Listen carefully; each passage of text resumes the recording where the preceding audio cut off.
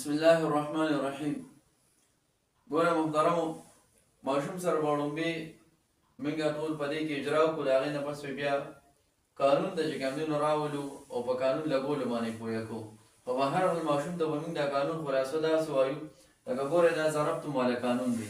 نو ماشوم ته به ووایو چې بچې هر هغه واو چې هغه د اسم غیر متمکن په آخره کې واقع شوي وي او د دې واو چې کوم دی نو ماقبل مضموم وي، نو دا واو به چې کوم دی نو موږ څه کوو، دا به حذف کوو. لکه ضربتمو کې دلته کې چې کوم دی نو دا توم دا چې کوم دی نو سره اسم غیر متمکن دی، آخره کې ډېر چې کوم دی نو واو راغلی دی. اوس د دې واو ماقبل دا میم چې کوم دی نو دا سره دا مضموم دی ضربتمو، نو دا و دا چې کوم راغلی دا به موږ څه کوو، دا به حذف کوو.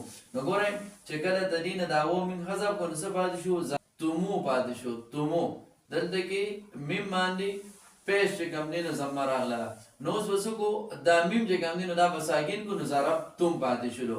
خو ماشوم ته به ورسره دا یو خبر وکړو چې بچې د دې و نه پس کو چرته کې ضمیر منصوب متصل راغلو چې په ترکیب کې مفعول به کم واقع کیږي او هغه گردان ورته او ضربه ضربني ضربنا ضربکا ضربکما ضربکم په هغه کې ورته چې په ترکیب کې کم مفعول به واقع کیږي.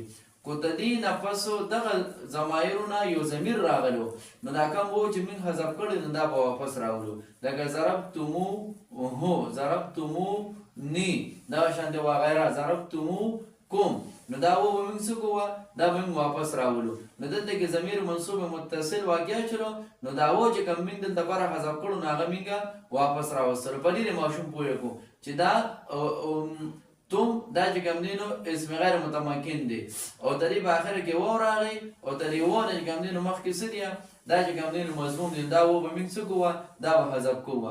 او بیا دې ورته ووایي چې په هو او په ذو کې په دې کې راغلی دی واو او ماقبل چې کوم دی نو مضموم دی، خو دا دغه چې کوم دی نو موږ څه کوو، دا موږ نه حذف کوو ځکه چې دا شاذ دی، په دې کې به دا قانون نه لګین. دا دوه ټکي ورته د دې څه کوم مستثنا کو.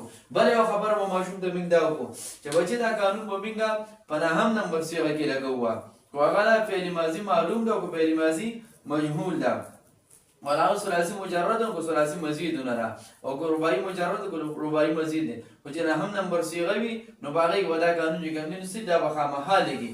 نو په دې طریقې سره ماشوم ته دا خودل پکار چې دا قانون به په دې نمبر صيغه کې لګي او بیا ورسره مختلف قسمه صيغه راوصل پکار د باغې ورسره اجرا به غزه باندې وشي. نو ان شاء الله ولې ماشوم به ګډیر خپل چې کوم دي نو هغه روان شي.